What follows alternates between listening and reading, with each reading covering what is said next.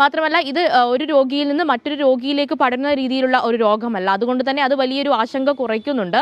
Culex കൊതുകുകളിൽ നിന്ന് മറ്റൊരു കൊതുകുകളിലൂടെയാണ് ഇത് പടരുന്നത്. അതായത് ക്യുലെക്സ് കൊതുകുകൾ മറ്റു മൃഗങ്ങളെയോ മറ്റോ ഈ രോഗം ബാധിച്ച മൃഗങ്ങളെയോ മറ്റോ കടിക്കുകയും അതുവഴി ആ കൊതുക് മനുഷ്യരിലേക്ക് എത്തുമ്പോൾ അല്ലെങ്കിൽ മനുഷ്യരെ കടിക്കുമ്പോൾ ഉണ്ടാകുന്ന അങ്ങനെയാണ് ഈ രോഗം പടരുന്നത്. മറ്റ് മനുഷ്യരിൽ നിന്ന് മനുഷ്യരിലേക്ക് പടരുന്ന ഒരു സാഹചര്യമില്ല. അത് കുറച്ച് ആശങ്ക കുറയ്ക്കുന്നുണ്ടെങ്കിലും ഈ ഒരു തുടർച്ചയായി ഈ ഒരു രോഗം പടരുന്നത് വലിയ ആശങ്കകൾക്കിടയാക്കുന്നുണ്ട്. മാത്രമല്ല ഇതിന്റെ ലക്ഷണം എന്ന് പറയുന്നത് തലവേദനയടക്കം പനിയും ഛർദിയും ബോധക്ഷമയും പെരുമാറ്റത്തിലെ വ്യത്യാസവും അടക്കമുള്ള കാര്യങ്ങളാണ് ഇതിലെ ഒരു ലക്ഷണം എന്ന് പറയുന്നത്.